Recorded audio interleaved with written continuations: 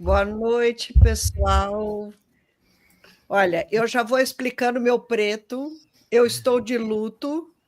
Estou de luto pelo povo brasileiro, estou de luto pela fauna brasileira, pela flora brasileira e pelo Congresso da Morte que nós temos. É uma loucura o que a gente está passando. Então, está aqui a explicação do meu preto hoje. Se tivesse Boa avisado noite, antes, Luciana. Bem-vinda, apesar do dia de luto. eu teria vindo de preto, que nem a Tereza, se eu soubesse que era para fazer essa manifestação, porque eu concordo plenamente com você. Boa noite, Luciana. Boa noite, pessoal. Boa noite. Apesar do Congresso, boa noite. Bem-vinda, Luciana. Um abraço. Bom te ver aqui. Bom estar aqui, gente. Saudade de vocês. Bom estar aqui. Obrigado. Luciana, conta para gente o que vai acontecer com o Brasil, né? Assim, nós estamos próximo da COP30, né?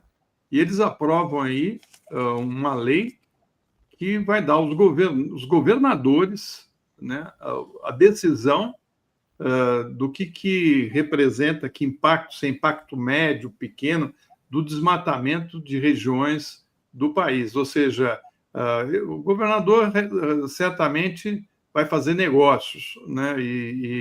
Enfim, fico preocupado com várias regiões do Brasil, principalmente com a nossa Mata Atlântica, que com esse projeto, quem vai aqui para o litoral brasileiro certamente vai lamentar de ver toda aquela região preservada desaparecer. Florestan, são vários pontos, né? Se o empreendimento é pequeno ou médio, nem precisa do governador. O governador entra se, por exemplo, o IBAMA vai e multa por um crime ambiental.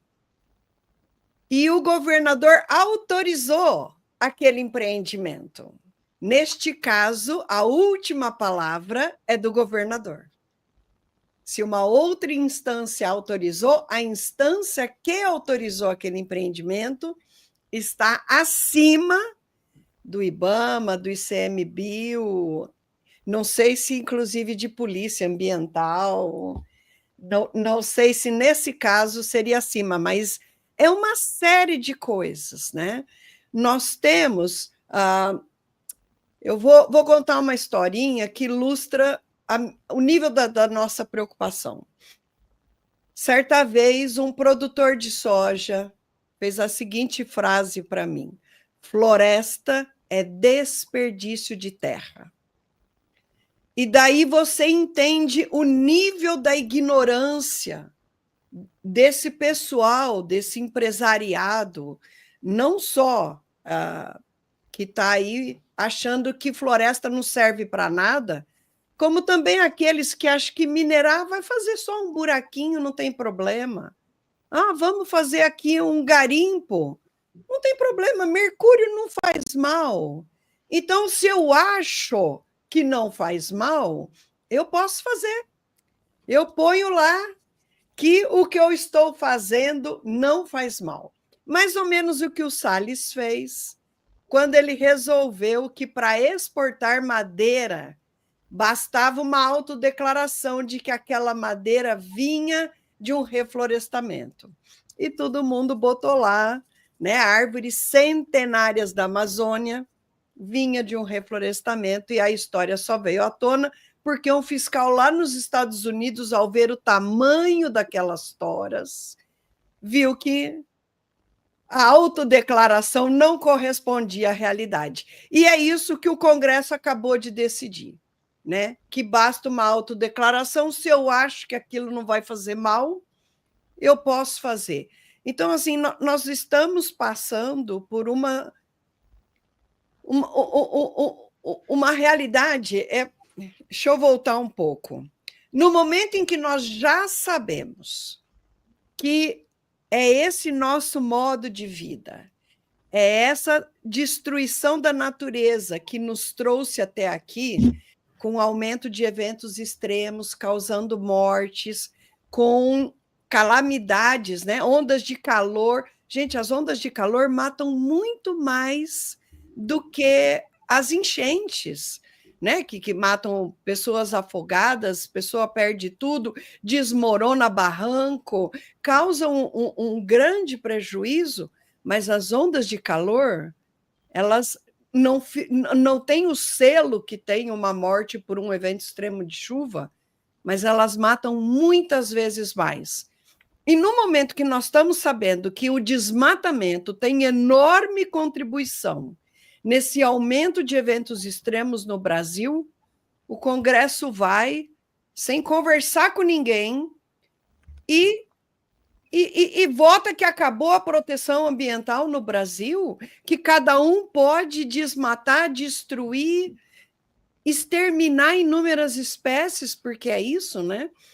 O ano passado, o pessoal botou fogo. Olha, 2024, a gente já calculou as emissões de carbono da Amazônia até 2024. Foi o recorde de emissões desde 2010. Quanto da flora e da fauna foi destruída pelos incêndios, né? E a gente... Isso é árvore a menos, que está aí ajudando a controlar o clima, portanto, nós vamos ter muito mais evento extremo. Uhum. E aí, não precisa mais de licença para nada, né? Eu também posso tacar fogo na floresta. Gente, qualquer coisa. Bom, vamos tentar trazer as perguntas aí dos nossos colegas. Gente, eu estou assim... É por isso que eu estou de luto, entendeu? Porque... Entendi. A desgraça está encomendada. Hoje nós já temos uma desgraça como realidade. Agora, eu queria colocar uma coisa... Só uma coisinha. Se vou passar para a Tereza, e aí ela vai fazer a questão e você já junta com essa observação. Tereza. Como é que você avalia a repercussão internacional e, inclusive, a incidência sobre a COP30? Olha, um retrocesso desse, uma boiada dessa no ano como este? Veja, isso é um tiro do pé do agronegócio terrível, né? Se você for pensar em questões comerciais, o agro já enfrenta resistência na Europa para vender os produtos por estar produzindo em área desmatada. Então, está se exigindo que se tenha esse selo, né? E isso vai piorar muito mais essa imagem suja do agronegócio, né? E aí você ainda tem a COP, onde nós queremos avançar mais, porque, gente, nós estamos caminhando cada vez mais rápido para um colapso. Nós precisamos avançar mais. E vai o Congresso e piora tudo. Então, assim, isso desmoraliza todas as ações que o governo está tentando fazer para a gente avançar na redução das emissões e o Congresso Nacional, o agronegócio vai ser impactado comercialmente e, gente, isso afeta a produção de chuva e os eventos extremos, então isso também é prejuízo para o agro. O que me deixa chocada é a gente não ter a oportunidade de ir no Congresso Nacional e conversar, né, ponderar sobre as consequências de decisões tão graves, de consequências tão abrangentes. Eles são negacionistas, Luciana, eles são negacionistas, e a bancada ali ruralista é imensa, né? Então, ali, o nosso Congresso realmente é um dos piores. Mas eu vou passar para o Mário. Mário? Luciana, me responde uma coisa. Há uma argumentação, inclusive dentro do próprio governo, não assumida, mas às vezes até assumida, de que a legislação ambiental às vezes dificulta a realização de obras, projetos, exploração de áreas relevantes para o desenvolvimento do Brasil. Como, por exemplo, as obras do PAC, as obras de portos e estradas, as obras de exploração do petróleo na margem equatorial, o que sugere que parte desses que votaram a favor desse relaxamento das regulações a respeito desse assunto poderia ter um pé nas preocupações de acelerar as obras, os projetos de desenvolvimento do Brasil. Como é que fica isso? Quer dizer, todos eles, esses representantes, quantos foram que votaram? Mais de 200, quase 300, não é isso? Foi na madrugada, não foi na calada da noite? 300 e quanto? 270 e alguma coisa. Eles são do agro, 267. Eles são do agro, eles são destruidores da natureza, eles estão mal intencionados. Como você explica digamos assim, essa preocupação que pode às vezes ser legítima de administradores, ex-prefeitos, muitos deles, ou ligados a governadores que estão procurando destravar projetos que para eles são legitimamente necessários e justificáveis? Mário, excelente ponto. A discussão é o que é progresso, né? O que a gente chama de progresso? Vamos olhar a realidade que a gente vive e entender ela como consequência daquilo que a gente chama de progresso, né? A gente acha lindo, maravilhoso aquele mar de soja, aquelas máquinas gigantescas que vão e jogam veneno em tudo, jogam veneno de avião, de drone. Nossa, super tecnológico e avançado. Mas qual é a consequência desse modelo? Será que já não está na hora da gente discutir o que é progresso? Existem os políticos querem fazer coisas que dá voto, que dá dinheiro para quem financia as campanhas deles, para quem dá o suporte, e não necessariamente isso é progresso. Nós estamos vendo a Amazônia perder condição de continuar existindo. Isso é progresso? A floresta amazônica está perdendo condição climática de continuar sendo uma floresta tropical. Dá para chamar isso de progresso? Tem lá o nosso senador, que a gente admirou tanto na época da Covid, e aí a gente escutou ele dizendo, ele quer que asfalta para ele poder passear na Amazônia. Só que toda estrada asfaltada, ela amplifica o desmatamento em todo o entorno dela. A gente vê aquela imagem de espinha de peixe. O pessoal vai, se assenta na beira da estrada e vai desmatando para trás. Com o passar dos anos, você vê as espinhas de peixe aumentando. Então, assim, vou dar outro exemplo. A margem equatorial.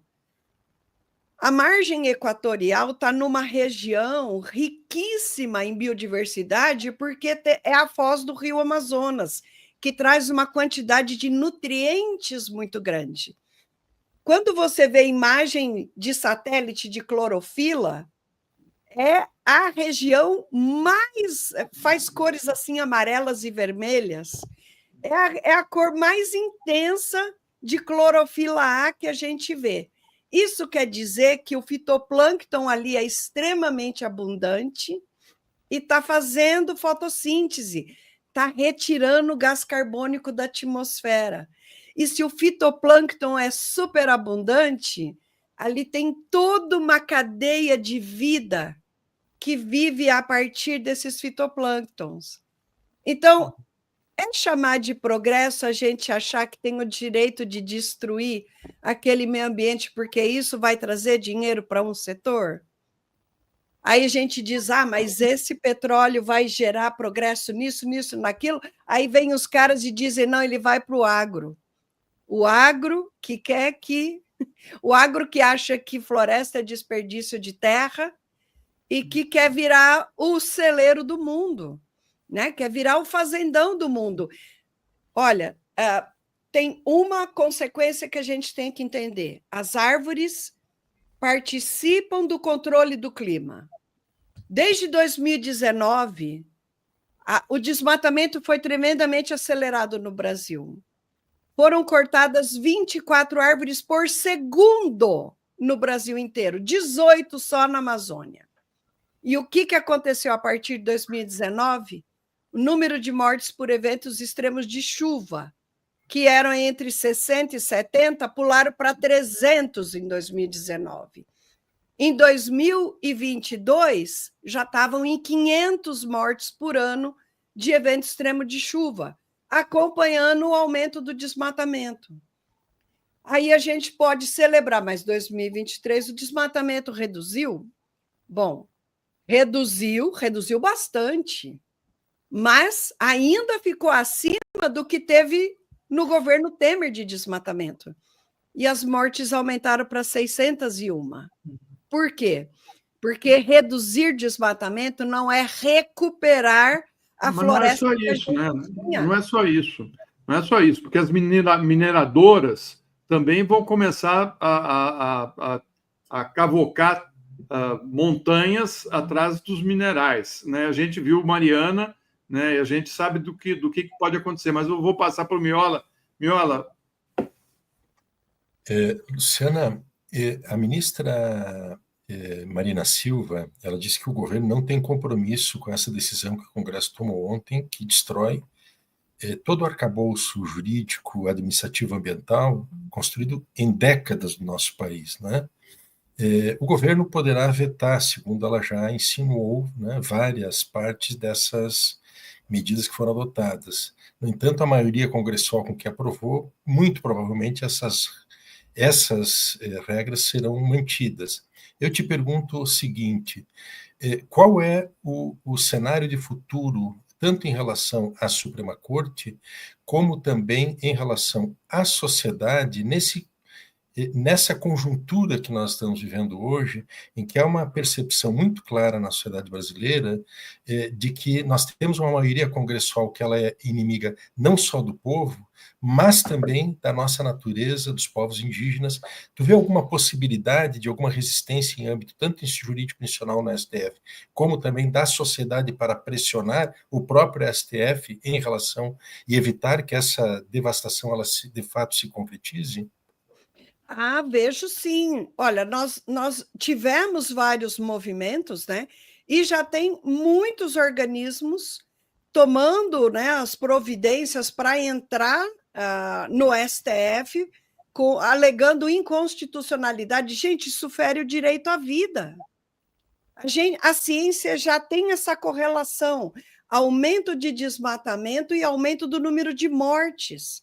Nós estamos falando de direito à vida. Se o cara quer fazer uma mineração e ela é pequena, ele não precisa de licença ambiental e pode jogar um monte de mercúrio, vai matar um monte de gente que comer peixe daquele rio ou beber a água daquele rio. Então, nós estamos falando do direito à vida. Isso, com certeza, vai ter muitos e muitos processos, iniciativas colocando no STF para inconstitucionalidade.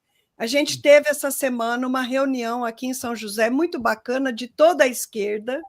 O Boulos esteve aqui e conversamos sobre isso, e eu, inclusive, me ofereci para ajudar a redigir o documento com essa argumentação científica que a gente tem. Então, assim, a sociedade tem que se levantar. A gente tem que dizer, nós temos direito à vida, né? Nós não podemos deixar isso acontecer. Olha, esse é o momento em que a gente deveria estar fazendo reforma no Código Florestal para melhor. Deveríamos aumentar o número da área protegida no Cerrado, no Pantanal, em todas as áreas fora da Amazônia. Porque nós estamos vendo as ondas de calor estão matando muita gente. E a gente precisa da vegetação para amenizar a temperatura, para ajudar a equilibrar esses eventos extremos a serem amenizados, vamos chamar assim. Então, a gente está vendo que precisa aumentar a proteção e os caras reduzindo. Não dá, a gente tem que não deixar. Nós estamos na época que a sociedade mostrou que a gente pode dizer não, a gente pode sair à rua, e o Congresso tem que virar um Congresso do povo brasileiro, onde já se viu, os caras não discutem, tomam decisões, o cara está não sei onde, vota no celular, não é mais parlamento. Será que a gente não pode começar uma discussão de que esse Congresso tem que voltar a ser um parlamento onde se discute, se tragam especialistas para falar, para eles estudarem verdadeiramente os assuntos e votar pelo que é melhor para o povo brasileiro? Tá difícil, né? Porque você vê que o mundo está pagando um preço muito alto por conta desse negacionismo, né? Esse oportunismo de... Aliás, os próprios homens do agro estão dando tiro no pé, porque eles vão pagar um preço caro a curto prazo, já estão pagando, né? E se você pegar o que ocorreu, por exemplo, na Europa, um calor extremo em Paris, que estava insuportável, e nos Estados Unidos, o que ocorreu no Texas, com 130 mortes, muitas crianças morrendo afogadas por conta do aumento do rio. Enfim, tudo isso, né, é muito preocupante, e o planeta, né, segundo o Marcos Nobre, está com dias contados, né? Você também concorda com isso? Eu acho o seguinte, deixa eu falar só uma coisa, eu acho que o Brasil devia abordar isso de maneira mais complexa do que está sendo feito. Não é tão simples assim. Há uma população na Amazônia que deseja também que hajam estradas, projetos, royalties. Então, não é só o agro, não é só os destruidores da natureza, há uma população ali que também quer se beneficiar do desenvolvimento. Não é? Então, era preciso complexificar um pouco mais essa discussão do que da maneira como eu acho que ela vem sendo travada. E eu me permito divergir dizendo que eu sou a favor da exploração com proteção da margem equatorial. Eu acho que o Brasil deve se beneficiar desse ouro que já beneficiou o centro-sul do Brasil, o sudeste do Brasil, o pré-sal daqui da região do Rio, de São Paulo. Então, eu acho que também isso deveria ser considerado na hora de pensar sobre o que fazer com a Amazônia. Ô, Mário, essa é uma discussão que realmente a gente deve fazer, mas veja, você usou a palavra progresso. Desenvolvimento. Desenvolvimento. Não usei a palavra progresso. Então, eu vou muito na Amazônia, não sei se você vai, mas está insuportável a temperatura lá. Não é só porque a temperatura, mas é porque a umidade é alta. Você estar lá com a temperatura alta e muito úmido fica insuportável para o corpo. Agora, se a gente já está sentindo essa dificuldade, imagina a flora, imagina a fauna. Aquilo é uma floresta tropical úmida, é uma preciosidade tão grande. Por que, ao invés da gente ter esse modelo econômico de desenvolvimento, a gente não pensa num modelo econômico de desenvolvimento baseado no ecoturismo, né? Porque aí você ganha preservando. Quanto mais bonito está o ecossistema, e a gente pensa numa infraestrutura para ter um turismo. Gente, o rendimento da população amazonense com o turismo vai ser tremendamente maior do que trocar floresta por gado e soja. Por que nós não estamos discutindo um modelo que não precisa destruir o ecossistema mais rico e que nos protege das mudanças climáticas? Isso não é progresso na medida que a gente está morrendo a partir desse modelo. A gente precisa ter discussões mais profundas, você está completamente certo. Muito bem, Luciana, concordo com o Mário também, eu acho que a margem equatorial deveria ser discutida com mais carinho. Assim, ela não está tão próximo da foz do Amazonas, está a 500 quilômetros, se não me engano, de distância, né? Não é menos, são 150. Mas, enfim, acho que essa é uma outra discussão, né, que a gente vai ter que ter mais para frente. Mas a Sara vai trazer aqui algumas manifestações da nossa comunidade, né, Sara? Exato. Olha, eu acabei acumulando aqui Eu vou ler de baixo para cima, tá? O Jorge Lacerda fala assim: cacifado numa aprovação popular majoritária, o governo poderá abrir negociação com o Congresso para rever parte desse PL, verso redução do financiamento da safra para 2026. O Guga Guerreiro fala assim: os indígenas são os maiores protetores das matas. A Marilda diz: isso me parece projeto e parte do golpe, pois teremos retaliações e intervenções estrangeiras.